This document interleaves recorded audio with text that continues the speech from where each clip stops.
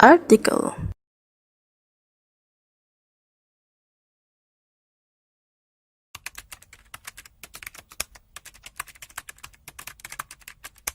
The Abuse Potential of the Synthetic Cannabinoid Nabilone by Mark A. Ware and Emmanuel Saint Arnaud Trump.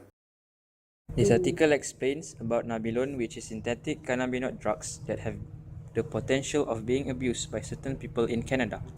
This article also explains on how the survey is being conducted to collect reliable information regarding the Nabilone abuse, which is currently ill-defined by physicians. There are many methods used to study and investigate Nabilone abuse.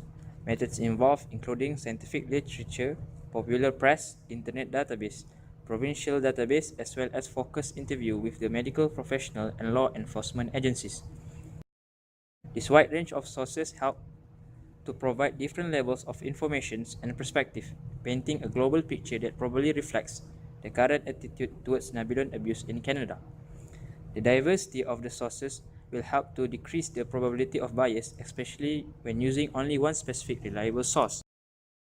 There are three objectives, which is the first one is to study and understand the abuse of the synthetic cannabinoid Nabilone. The second one is to investigate Nabilone abuse by people in Canada. And last but not least is to study the possibility of selection bias in Nabilone abuse cases.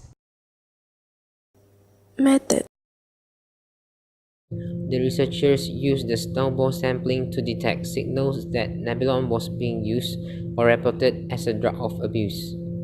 The place that they chose to conduct the research study mainly in Canada, where over the past 8 years there has been a steady increase of Nabilone prescription.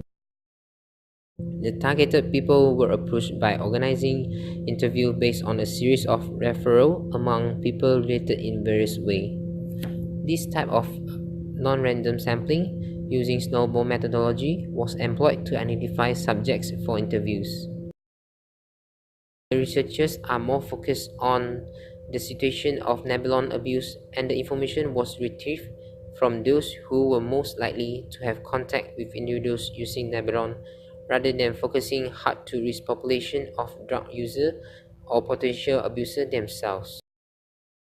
The targeted field of expertise for the interviews included law enforcement, drug diversion, cancer and palliative care, drug-dependent treatment, as well as medical cannabis advocacy.